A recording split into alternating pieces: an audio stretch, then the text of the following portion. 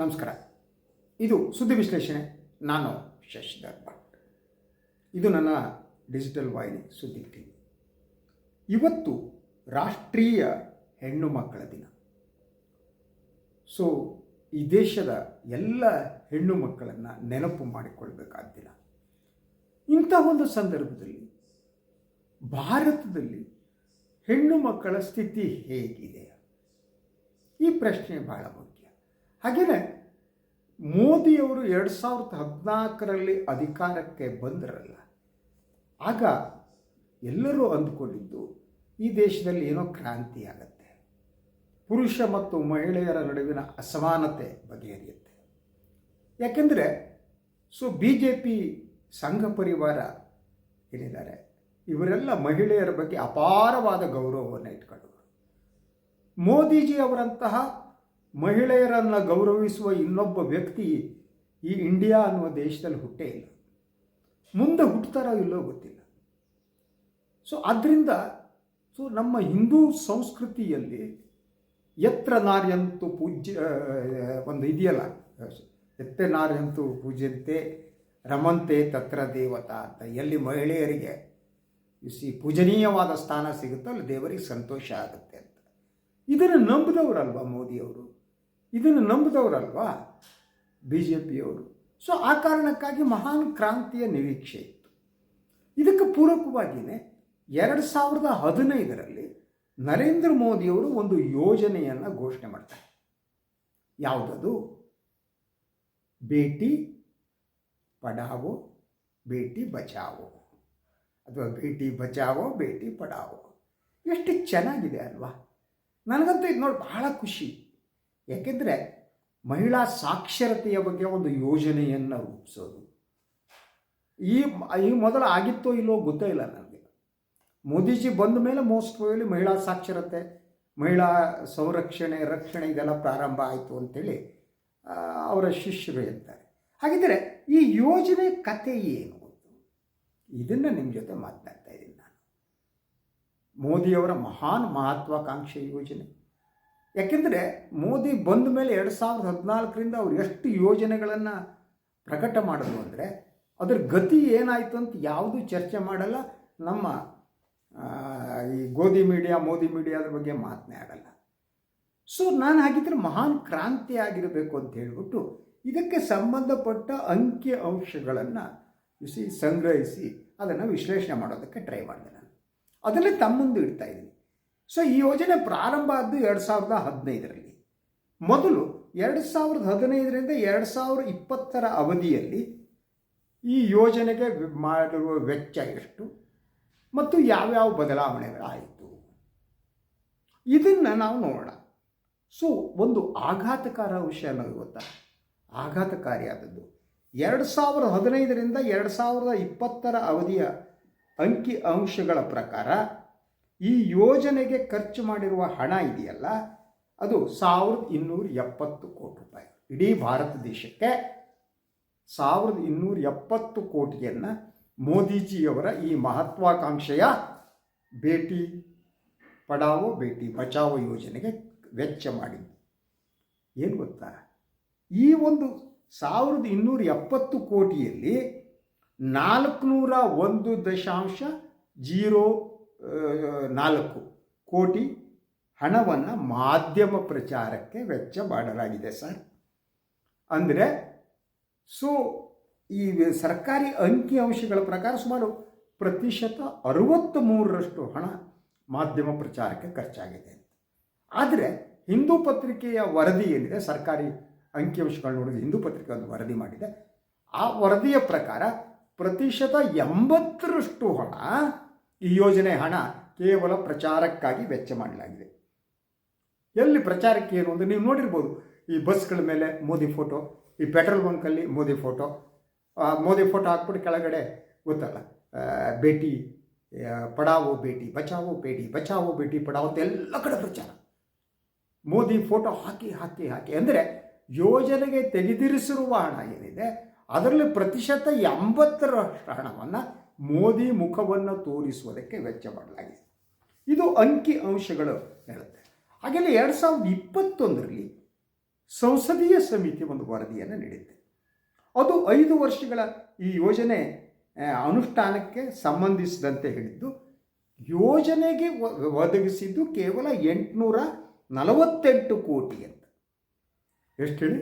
848 ಕೋಟಿ ರೂಪಾಯಿಯನ್ನು ಈ ಯೋಜನೆಗೆ 5 ವರ್ಷಗಳಲ್ಲಿ ಒದಗಿಸಲಾಗಿದೆ. ಅದರಲ್ಲಿ ವೆಚ್ಚವಾದದ್ದು 156.46 ಕೋಟಿ. ಇಡೀ ಇಂಡಿಯಾ ದೇಶಕ್ಕೆ ನೀವು ಅದಕ್ಕೆ ನಡೆದಂಥ ಪ್ರಚಾರ ನೋಡಿ. ನೀವು ನಾವಾಗಿದ್ರೆ ಈ ದೇಶದಲ್ಲಿ ಮಹಿಳೆಯರ ಮೇಲೆ ಆಗುವ ದೌರ್ಜನ್ಯ ಎಲ್ಲ ನಿಂತು ಹೋಗುತ್ತೆ. ಮೋದಿಜಿಯವ್ರ ಪ್ರೋಗ್ರಾಮು, ಅದ್ರ ಜೊತೆಗೆ ಅವ್ರ ಬಾಲಂಗೋಚಿಗಳು, ಬಟ್ಟಂಗಿಗಳು ಅದಕ್ಕೆ ಮಾಡ್ತಾ ಇರೋ ಪ್ರಚಾರ, ಬಸ್ಗಳಲ್ಲಿ ಕಂಡಲ್ಲಿ ಮೋದಿಜಿಯವರು. ನಾವಂತೂ ಹೋಗಬೇಕಾದ್ರೆ ಈ ಪೆಟ್ರೋಲ್ ಬಂಕ್ಗಳಲ್ಲಿ ನಾನು ಸ್ಕೂಟ್ರಿಗೆ ಪೆಟ್ರೋಲ್ ಹಾಕ್ಸ್ಕೊಳ್ಳೋಕೆ ಹೋದ್ರೆ ಹಿಂಗೆ ನೋಡೋದು ಮೋದಿಜಿ ಕಾಣ್ತಾರೆ. ಹಾಗೆ ನೋಡಿದ ತಕ್ಕ ನಾನು ಮೋದಿಜಿಯವ್ರಿಗೆ ನಮಸ್ಕಾರ ಮಾಡಿ, ಆಯಿತು ಮೋದಿಜಿ ದೇಶ ಬದಲು ಮಾಡಿಬಿಟ್ರಿ ಅಂತ ನಾವೆಲ್ಲ ಅಂದ್ಕೊಂಡಿದ್ದು ಅಂತ. ಸೊ ನೋಡಿ, ಈ 2020-21 ಮತ್ತು 2024-25 ಅವಧಿ ಅಂತ ತೆಗೆದುಕೊಂಡು ನಾನು ಮೊದಲ 5 ವರ್ಷದ ಅವಧಿ ಹೇಳಿದೆ ಅಂಕಿಅಂಶಗಳ ಪ್ರಕಾರ. ನಂತರ 2020-21 2024-25 ಅವಧಿಯಲ್ಲಿ ಈ ಯೋಜನೆಗೆ ವೆಚ್ಚ ಮಾಡಿದ್ದು 335 ಕೋಟಿ. ಆಯಿತಾ? 335 ಕೋಟಿ ಇಂತಹ ಇದಕ್ಕೆ ಹಾಗಿದ್ರೆ ಪರಿಣಾಮ ಏನಾಯಿತು ಅದನ್ನು ನಾನು ಮೋದಿಜಿಯವರ ಈ ಒಂದು ಕ್ರಾಂತಿಕಾರಿ ಯೋಜನೆ ಏನಿದೆ ಅದು ಅಂತಿಂತ ಕ್ರಾಂತಿಕಾರಿ ಅಲ್ಲ. ನಮ್ಮ ಅಕೌಂಟಿಗೆಲ್ಲ 15 ಲಕ್ಷ ಬರುತ್ತಲ್ಲ, ಅದೇ ಟೈಮ್ ಅವ್ರಿಗೆ ಬಹುತೇಕ ಈ ಬಿ ಜೆ ಪಿಯವರು ಎಲ್ಲ ಯೋಜನೆಗಳ ಕಥೆನೂ ಇಷ್ಟೇ. ಒಂದು ಕಡೆಯಲ್ಲಿ ಹೆಸರ ಬದಲು ಮಾಡ್ತಾರೆ, ನರೇಗಾ ಯೋಜನೆಯನ್ನು ಬದಲು ಮಾಡಿದಾಗ ಸ್ವಂತ ಒಂದು ಯೋಜನೆಯೇ ಇಲ್ಲ. ಅದನ್ನು ಪ್ರಾರಂಭ ಮಾಡಿದರೆ ಅದರ ಸ್ಥಿತಿ ಇದು. ಹಾಗಿದ್ದರೆ ಸೊ ಇಷ್ಟೆಲ್ಲ ಮಹಾನ್ ಕ್ರಾಂತಿಕಾರಿ ಮಹಿಳೆಯರ ಬಗ್ಗೆ ಮಾತನಾಡುವವರು ಯತ್ರ ನಾರ್ಯಂತು ಪೂಜ್ಯಂತೆ ರಮಂತೆ ತತ್ರ ದೇವತಾ, ಮಹಿಳೆಯರಿಗೆ ಪ್ರತ್ಯೇಕ ಸ್ಥಾನ, ಮಹಿಳೆಯರು ತಾಯಂದಿರು, ಮಹಿಳೆಯರು ಅಂತ ಹೇಳ್ತಾರಲ್ವ, ಭಾಷಣ ಮಾಡ್ತಾರಲ್ವ. ಈ ಭಾಷಣ ಮತ್ತು ವಾಸ್ತವದ ನಡುವಿನ ವ್ಯತ್ಯಾಸ. ಹಾಗಿದ್ದರೆ ಮಹಿಳಾ ಸಾಕ್ಷರತೆಯ ಪ್ರಮಾಣ ಏನಾಗಿದೆ ಅದನ್ನು ನೋಡೋಣಲ್ವ. ಮಹಿಳಾ ಸಾಕ್ಷರತೆಯ ಪ್ರಮಾಣ ನೀವು ನೋಡಿ, 2025ರಲ್ಲಿ ಈ ದೇಶದ ಮಹಿಳಾ ಸಾಕ್ಷರತೆಯ ಪ್ರಮಾಣ 70.3%. ಅಂದರೆ ಈ ದೇಶದ ಮಹಿಳೆಯರಲ್ಲಿ ಪ್ರತಿಶತ 70% ಮಹಿಳೆಯರು ಮಾತ್ರ ಅವರು ಸಾಕ್ಷರರಾಗಿದ್ದಾರೆ. ಆದರೆ ಇದರ ಬಹುತೇಕ ಅತಿ ಹೆಚ್ಚಿನ ಅಂಕಿಅಂಶ ನಮಗೆ ದೊರಕುವುದು ದಕ್ಷಿಣ ಭಾರತದಲ್ಲಿ. ಕೇರಳದ ಮಹಿಳೆಯರಲ್ಲಿ ಪ್ರತಿಶತ 95ಕ್ಕಿಂತ ಹೆಚ್ಚು ಮಹಿಳೆಯರು ಸಾಕ್ಷರರಾಗಿದ್ದಾರೆ. ಹಾಗೆ ದಕ್ಷಿಣ ಭಾರತದ ಉಳಿದ ರಾಜ್ಯಗಳ ಸ್ಥಿತಿ ಕೂಡ. ಹಾಗಿದ್ದರೆ ಅತಿ ಕಡಿಮೆ ಮಹಿಳಾ ಸಾಕ್ಷರತೆ ಇರೋದೆಲ್ಲಿ ಗೊತ್ತಾ ನಿಮಗೆ? ಬಿಹಾರ್, ರಾಜಸ್ಥಾನ, ಉತ್ತರ ಪ್ರದೇಶ. ಇಲ್ಲಿ ಕಳವಳಕಾರಿ ಪರಿಸ್ಥಿತಿ ಇದೆ ಮಹಿಳಾ ಸಾಕ್ಷರತೆಗೆ ಸಂಬಂಧಪಟ್ಟಾಗೆ. ಅಂದರೆ ಎಲ್ಲೆಲ್ಲಿ BJP ಆಯ್ಕೆಯಾಗುತ್ತೋ ಯಾವ ರಾಜ್ಯದಲ್ಲಿ ಅಲ್ಲಿ ಒಟ್ಟಾರೆ ಸಾಕ್ಷರತಾ ಪ್ರಮಾಣವೂ ಕಡಿಮೆ, ಮಹಿಳಾ ಸಾಕ್ಷರತಾ ಪ್ರಮಾಣವೂ ಕಡಿಮೆ. ಎಲ್ಲೆಲ್ಲಿ BJPಯೇತರ ಸರ್ಕಾರಗಳ ಅಧಿಕಾರಕ್ಕೆ ಬರ್ತವೆ, ಪಕ್ಷಗಳ ಅಧಿಕಾರಕ್ಕೆ ಬರ್ತವೆ, ಅಲ್ಲಿ ಸಾಕ್ಷರತಾ ಪ್ರಮಾಣ ಜಾಸ್ತಿ ಇದೆ. ಇದೇ ಅಂಕಿಅಂಶ ಹೇಳುತ್ತೆ ನೋಡಿ. ಪ್ರತಿಶತ 2014ರಲ್ಲಿ ತೆಗೆದುಕೊಳ್ಳಿ. ಸೊ ಪ್ರತಿಶತ 2014ರಲ್ಲಿ ಅಂದರೆ ಮೋದಿಜಿ ಅವರು ಅಧಿಕಾರಕ್ಕೆ ಬರುವಾಗ ಈ ದೇಶದಲ್ಲಿ ಮಹಿಳಾ ಸಾಕ್ಷರತೆಯ ಪ್ರಮಾಣ ಪ್ರತಿಶತ 62ರಷ್ಟಿತ್ತು. ಹಾಗೂ ಪ್ರತಿ ವರ್ಷ ಬೆಳವಣಿಗೆ ಆಗ್ತಾ ಇತ್ತು. ಅದು ಈಗ ಅಂದರೆ ನಾನು ನಿಮಗೆ ಹೇಳಿದಾಗ ಪ್ರತಿಶತ 70ರಷ್ಟು ಬಂದಿದೆ. ಅಂದರೆ ಅದು 8% ಸುಮಾರು ಮಹಿಳಾ ಸಾಕ್ಷರತೆಯ ಪ್ರಮಾಣ ಹೆಚ್ಚಾಗಿದೆ. ಅಂದರೆ ಅದು ನ್ಯಾಚುರಲ್ ಆದಂತಹ ಬೆಳವಣಿಗೆ. ಅದನ್ನು ಮೀರಿ ಕೋಟ್ಯಾಂತರ ರೂಪಾಯಿ ಖರ್ಚು ಮಾಡಿ ತಮ್ಮ ಮುಖವನ್ನು ಪೆಟ್ರೋಲ್ ಬಂಕಿನ ಬೋರ್ಡ್ಗಳ ಮೇಲೆ ಹಾಕಿದಂಥ ಮೋದಿ ಮತ್ತು ಅವರ ಸರ್ಕಾರ ಯಾವ ರೀತಿಯ ಪ್ರಯತ್ನವನ್ನು ಕೂಡ ಮಾಡೇ ಇಲ್ಲ ಅಂತ. ಸೊ ನೀವು ನಾನು ಹೇಳ್ತಾ ಇದ್ದೇನೆ, ಉತ್ತರ ಪ್ರದೇಶದಲ್ಲಿ ಉತ್ತರ ಪ್ರದೇಶ ಎಲ್ಲ ದೇವರೆಲ್ಲ ಇರೋದ್ರಲ್ಲಿ, ಅಯೋಧ್ಯ ಅಲ್ಲೇ ಇದೆ, ಯೋಗಿ ಆದಿತ್ಯನಾಥ್ ಇದ್ದಾರೆ. ಅಲ್ಲಿ ನೀವು ಉತ್ತರ ಪ್ರದೇಶದಲ್ಲಿ ಮಹಿಳಾ ಸಾಕ್ಷರತೆ ಪ್ರಮಾಣ ಎಷ್ಟಿದೆ? ಪ್ರತಿಶತ 57.18ರಷ್ಟಿದೆ. ಸೊ ಅಂದರೆ ಉತ್ತರ ಭಾರತದಲ್ಲಿ ನಾನು ನಿಮಗೆ ಹೇಳಿದಾಗಲೇ ಈ ಒಂದು ಸ್ಥಿತಿ ಇದೆ ಅನ್ನೋದು. ಸೊ ಅದರ ಜೊತೆಗೆ ನೀವು ನೋಡಿ, ಇನ್ನೂ ಕೆಲವು ಅಂಕಿಅಂಶಗಳು ನನ್ನ ಬಳಿ ಇದೆ. ನಾನು ನಿಮ್ಗೆ ಹೇಳಿದೆ, ಹಿಂದೂ ಪತ್ರಿಕೆ ವರದಿ ಒಂದು ವಿಸ್ತೃತವಾದ ವರದಿ ಕೂಡ ಬಂದಿದೆ. ಅದರ ಪ್ರಕಾರ ಇಡೀ ಈ ಯೋಜನೆ ಕೇವಲ ಪ್ರಚಾರದ ಮೇಲೆ ನಿಂತಿದೆ ಅಂತ. ಪ್ರಚಾರವನ್ನು ಮೀರಿ ಇಂಪ್ಲಿಮೆಂಟೇಷನ್ ಇಲ್ಲ. ಅಂದರೆ ಇದರಲ್ಲಿ ಎರಡಿದೆ, ಬೇಟಿ ಬಚಾವೋ ಮತ್ತು ಬೇಟಿ ಪಢಾವೋ ಅಲ್ವಾ. ಬೇಟಿ ಬಚಾವೋ ಅಂದರೆ ನೀವು ಹೆಣ್ಣು ಮಕ್ಕಳನ್ನು ಉಳಿಸಿ ಅವ್ರ ಮೇಲೆ ನಡೆಸುವಂಥ ದೌರ್ಜನ್ಯ, ಅಸಮಾನತೆ ಅಲ್ವಾ, ಅತ್ಯಾಚಾರ. ಸೊ ಇದು ಏನಿದೆ, ಈ ಪ್ರಮಾಣ ಏನಿದೆ, ಈ ಪ್ರಮಾಣದಲ್ಲಿ ಗಣನೀಯವಾದ ಇಳಿಕೆ ಆಗಲೇ ಇಲ್ಲ. ಆದರೆ ರಾಜಕಾರಣಿಗಳು ಪಕ್ಷ ಭೇದ ಬರ್ತ ಕೆಡದ ಮಾತಾಡ್ತಾರೆ. ಅದು ಯಾರೋ ಆ ಕಾಂಗ್ರೆಸ್ ಪಕ್ಷದ MP ಒಬ್ಬರು ಮಾತನಾಡಿದ್ದಾರೆ, ಯಾರೋ ಇಟ್ನಾಳ ಪಟ್ನಾಳ. ಸೊ ಯಾವುದೋ ಒಂದು ಅತ್ಯಾಚಾರ ನಡೆದ ಅದು ದೊಡ್ಡ ವಿಚಾರನೇ ಅಲ್ವಂತವರಿಗೆ. ಅದನ್ನು ಮಾಧ್ಯಮಗಳ ಪ್ರಚಾರ ಮಾಡಿ ಗಂಗಾವತಿ ಇದು ಹಂಪಿ ಗಿಂಪಿಗೆಲ್ಲ ಜನ ಬರೋದು ಕಡಿಮೆ ಆಗಿದ್ದಾರೆ ಅಂತ. ರಾಜಶೇಖರ್ ಇಟ್ನಾಳರೇ ಎಂಥ ತಲೆ ಇಲ್ದಿರೋ ರಾಜಕಾರಣಿಗಳು, ಅದನ್ನು ಪ್ರಚಾರ ಮಾಡಬಾರ್ದು ಅಂತ. ಅಂದರೆ ಅತ್ಯಾಚಾರ ಏನು ನಡೆದು ಅದು ಹೇಳಲೇಬಾರ್ದು. ಸೊ ಈ ವಿಚಾರದಲ್ಲಿ ಇನ್ನೊಂದು ರಾಜಕೀಯ ಪಕ್ಷ ಭಾಳ ಒಳ್ಳೆಯದಾಗಿದೆ ಅನ್ನೋ ಮಾತನ್ನು ನಾನು ಹೇಳ್ತಾರೆ. ಅದಕ್ಕೆ ಕಾಂಗ್ರೆಸ್ನವ್ರದ್ದು ರೆಫರ್ ಮಾಡಿದ್ದು. ಅಂದರೆ ಈ ರಾಜಕಾರಣಿಗಳ ಬದ್ಧತೆಯ ಪ್ರಶ್ನೆ ಇದೆ. ಅವ್ರಿಗೆ ಪ್ರಚಾರ ಮುಖ್ಯನೇ ಹೊರತು ಇನ್ಯಾವುದೇ ಬದ್ಧತೆ ಇಲ್ಲ ಅನ್ನೋದು. ಅದು ಮೋದಿಯವರ BJP ಆಗಲಿ, ಸ್ವಲ್ಪ ಮಟ್ಟಿಗೆ ಕಾಂಗ್ರೆಸ್ಸು ಕೂಡ, ಕಾಂಗ್ರೆಸ್ನ ಪ್ರಚಾರಕ್ಕೂ ದುಡ್ಡಿಲ್ಲ ಈಗ ಬಿಡಿ. ಆದರೆ ಅವ್ರ ಮನಸ್ಥಿತಿ ಬಗ್ಗೆ ಮಾತನಾಡ್ತಾ ಇದೆ. ಸೊ ಮೋದಿಜಿಯವರ ಸರ್ಕಾರದ ಈ ಮನಸ್ಥಿತಿ ಏನಿದೆ, ಯೋಜನೆಗಳ ಸ್ಥಿತಿ ಇಲ್ಲಿಗೆ ಬಂದು ತಲುಪಿದೆ. ಯಾವುದೇ ಯೋಜನೆಯನ್ನು ಗಂಭೀರವಾಗಿ ಅನುಷ್ಠಾನಗೊಳಿಸುವ ಕೆಲಸ ಆಗ್ತಾಯಿಲ್ಲ. ಅದು 15 ಲಕ್ಷ ರೂಪಾಯಿ ಅಕೌಂಟಿಗೆ ಹಾಕೋದಾಗಲಿ, ಅಥವಾ ನೀವು ಮೇಡ್ ಇನ್ ಇಂಡಿಯಾದ್ದಾಗಲಿ, ಎಲ್ಲ ಪ್ರೊಸೆಸ್ ಹಂಗೆ ನಡೀತಾ ಇರುತ್ತೆ. ಅದನ್ನು ನೀವು ಈ ಒಂದು ಹೊಸ ಹೆಸರು ಕೊಡೋದು, ಅದನ್ನು ತಂದು ಬಿಡ. ಸೊ ನಿಮಗೆ ಮನ್ರೇಗಾದ ಕತೆ ಹೇಳಿದೆ.